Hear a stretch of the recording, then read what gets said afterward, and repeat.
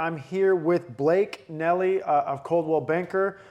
He's based in Newport Beach. Blake, first of all, thank you for joining us and thank you for inviting us into this is a beautiful home. We're in Tustin, California, centrally located in Orange County.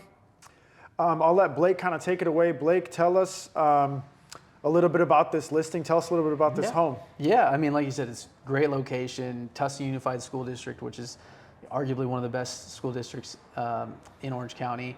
It's almost a quarter-acre lot, big corner lot, over 10,000 square feet, 4 beds, 3.5 bath, just under 1.5, and it's a really great cul-de-sac right here. We're on the corner, so it's a little busy, but you are on this cul-de-sac. You have no traffic through here.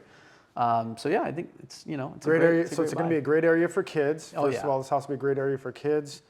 And this house looks, I love the open concept, and it looks super renovated. It looks like you guys did a lot of work. Do you know the work that was put into this house? Yeah, well, it's funny. I was telling you earlier, is I used to live here with the owner. We're the same age when we were all bachelors.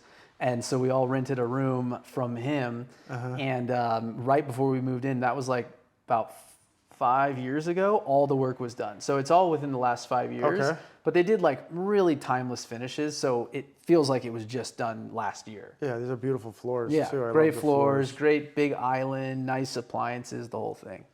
Perfect. So, I want to talk a little bit about you. I know we were talking earlier. Blake you're 5 years in the business, right? So, I would say you're starting to kind of become a veteran, but you're on the border of a veteran. It takes time. Yeah. Real estate takes. I've always told my people that real estate takes a really long time to build. We're obviously in the mortgage business, but it's literally the same thing. Same thing, takes a lot of time. So I wanted to ask you, you were, like I said, you were doing pretty well last year. Last year was supposedly, everybody was saying it was a down market. And you told me your numbers, and to me that you killed it for a younger agent in that market, especially. He's in the affluent Newport market that's usually it's really competitive. Really competitive. A lot of older agents who've been there for years that have kind of trapped that market. They never get out. They never get out because the money is so good, so they never get out. They're like the homeowners. They don't get out till they die. Yeah, basically. And you could be a realtor till you die, basically. Yeah. So I was going to ask you, do you have any, how did you do it? And do you have any advice for people trying to get into real estate or get into even your market, which is even a harder market? Because again, you're not working these lower end homes. I don't want to say lower end, but lower priced. You're working high priced. It's a premium area. Yeah. I mean, I always tell this story. Like one of the first office meetings I went to at my first brokerage was at Sotheby's in Newport, and a really, really big agent who is still a very big agent was like, "Oh, are you new?" I was like, "Yeah." And he's like, "Oh, what areas are you working?" And I was like, "Oh, like Newport." And he was like, "Oh, wow, good for you." I was like, "Yeah." And he's like, "You should look into like other areas, like maybe South County or like Irvine or this or that." And I was like, "Oh, thanks." But I always remember that because it was like, to me, that made no sense. I'm like, the reason I got into the business is because I was like, there's not really any other business where you don't need a professional degree to make a lot of money and fairly quickly. Doing something that doesn't require a ton of skill, like it really is not. It's not rocket science. I tell people all the time. And I think if you are good with people, I think the problem is if you're not a salesperson, like you're not a salesperson. I don't think there's or a people person or like it's okay. I don't think you should go. The reason I think I've done well is because it's in my I live and breathe sales. It's just my personality, and I think it's important for people to know and be self-aware of what are your skills and what are your strengths. I'm not good at math. I'm not good at science. I'm not good at paying attention. I'm not going to go get a professional. I talk. It's the only thing I'm good at. And so it's you have to get into a business where that skill is rewarded.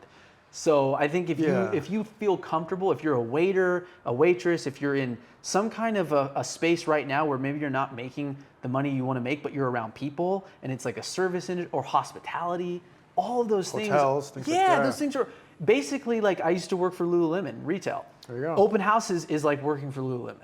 You say, hey, how's it going? Welcome in. Let me know if you need anything. It's the same thing. Pretty much. And some people that work retail are like, I hate retail. I hate talking to people. And I think if you don't like that, it's probably going to be a really hard business to do well in. Well, to get to that point, I mean, did you have a mentor? Did you have somebody that taught you the business, or were you just kind of thrown to the wolves? My mom's been an agent in Northern California since I was 7. Oh, there you go. So my mom's like, she's all time. She's super successful, and she's an immigrant, no college education. She's trustworthy. She's honest. She's nice. People like her, and she leaned into the community. She was always at all the games. She was always a part of all the, classroom stuff. She was just involved. She was like your local community realtor. And I kind of took that, growing up with that, and then I kind of maybe took it to like the next level as far as like maybe sophisticating a little bit more and kind of trying to go into a more premium market, because I just felt like, why not? I felt like if I was going to fail there, I probably would fail anywhere. I might as well go for it. So. Got it. So I know a lot of people are talking about kind of where the market's going to go. Is the market going to go up and down? It's kind of a weird market. Well, you just told me that you just bought a home. So you just bought a home in Orange County. I'm sure in a fairly nice area.